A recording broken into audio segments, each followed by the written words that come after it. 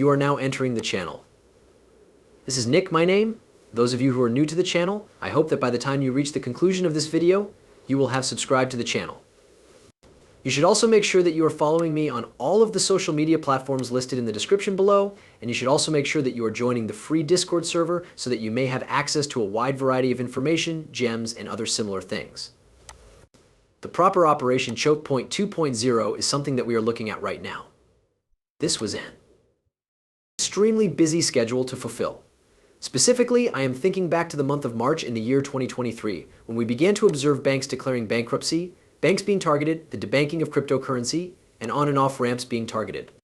That was a really significant event. In addition to that, there were a number of people who were saying things like, "Oh, this is not exactly happening. Regulators are the only ones that are targeting the space." During the month of January, we did receive confirmation from Custodia Bank that this is still going on. It is still a far more significant issue, and it is significantly more significant than the SEC. As a matter of fact, it is the Federal Deposit Insurance Corporation, FDIC. There are a great number of government agencies, as well as politicians who are opposing cryptocurrency at the moment. And I don't even think it's necessary for me to mention Elizabeth Warren's anti-crypto army, which she established in order to really kind of target this space. Now, there is one thing that I will say, and that is the Securities and Exchange Commission. It is not a problem with the SEC. Is that okay? It's a lot more significant than the SEC. These government agencies are rife with instances of corruption. There is ongoing manipulation being placed. There will be payoffs in the future. It is a really significant issue that I do not believe will be resolved by simply having a new chairman of the Securities and Exchange Commission. Jay Clinton was a miserable individual. There was a problem with Gary Gensler. What are you going to say about the next chairman, who is not going to have a negative influence? It is unknown to us.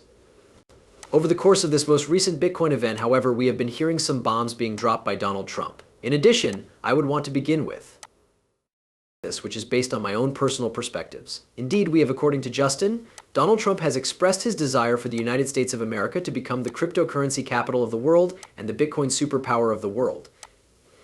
Take a look at it.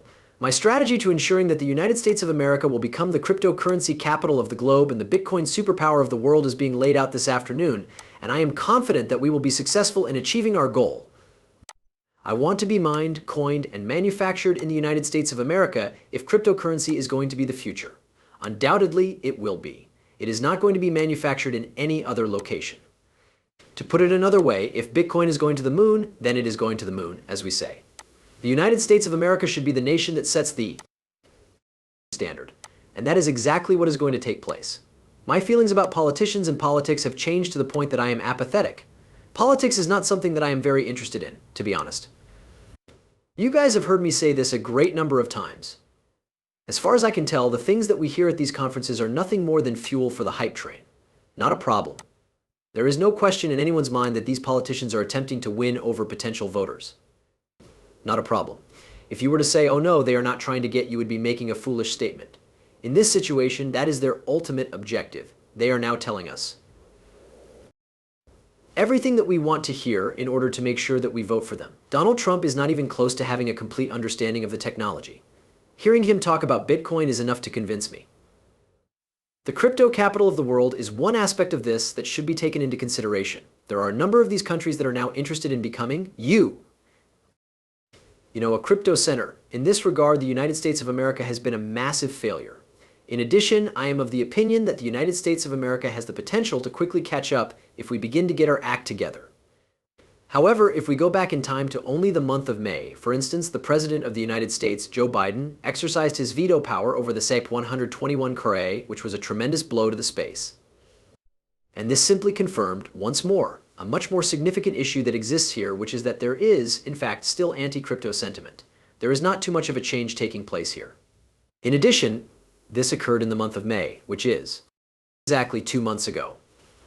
Then, we have the veto of the president, which, according to Patrick McHenry, undermines the safeguards that are in place for customers in the digital asset exchanges and overturns decades of custody regulations.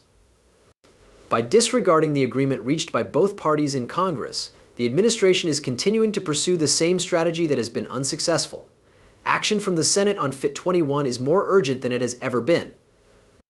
Now, apart from that, we have over here FIT 21 passing, which would render SAB 121 irrelevant since cryptocurrency, would be placed under the jurisdiction of the CFTC with its passage. Instead of full regulations, SAB was more of an interim measure. The law must be taken up by the Senate, and it must be approved by a significant majority. In the event of a veto, a supermajority will prevail.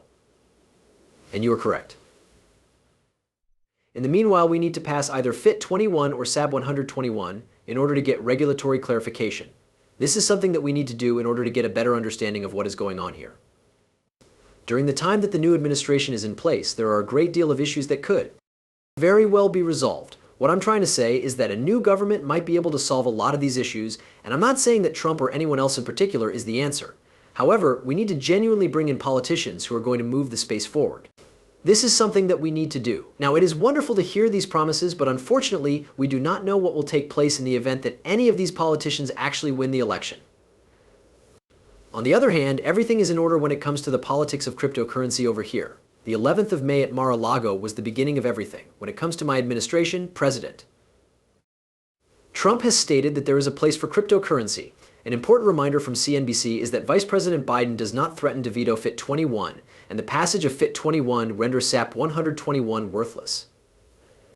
A significant number of voters, even for the very first time in their life, will cast their ballots for a Republican or president as a result of the hatred that will be stoked by Biden's veto. First, pay attentive attention. To what extent do you believe that cryptocurrency has become politics? Cryptocurrency, for some reason, seems to have gotten politicized. You just named a guest who has expressed their support for cryptocurrency.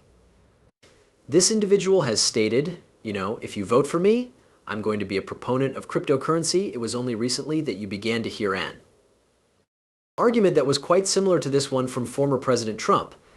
The Democrats, I don't know where they are. I don't believe they have been as vocal about it, but then you have a whole bunch of Democrats in crypto who are some of the most prominent people in the sector. I don't know where the Democrats are, so it is really challenging to try to comprehend how you believe politics and cryptography are related to one another. Clearly, regulation is falling. Somewhere in the middle of that. As far as I am aware, Andrew, I could not have foreseen this, but I am not sure that there is a more politically charged topic in the United States right now than digital assets. For example, let's circle back around. An announcement was made by the administration on the 8th of May, stating that they would be exercising their right to veto a very benign bipartisan bill that was currently being considered by Congress. On the 11th of May, President Trump notices this and responds by saying, "There is a place for cryptocurrency in my administration." As they take a look at that, the 85 to 90 million people in the United States who hold cryptocurrency say, well, that seems reasonable. Together with the Democratic Party, the government has come to the realization that, oh, ouch, perhaps we are on the wrong side of politics. After that, they have stated that they will not veto a further law that is currently being considered by the House and will finally be approved by the House. Following this, President Trump reaffirms his position by stating, not only is there a place for cryptocurrency, but I want to support it. And I want it to develop here in America because I want to support interesting new technologies in this country. Following that, the government takes a look at it and decides that, well, we need to take some action. Additionally, the Ethereum Exchange Traded Fund ETF is approved in the month of May, and if you are keeping track at home, I am aware that this is a bewildering quantity of new advancements. The Securities and Exchange Commission issued a statement many years ago stating that Ethereum is not a securities. Within the past few years, the Securities and Exchange Commission has been considering it as a security. The approval of this Ethereum Exchange Traded Fund ETF last week sends a clear and unequivocal message that it is not a security. Consequently, both parties have come to the realization that they have a sizable constituency, which is primarily comprised of males, a significant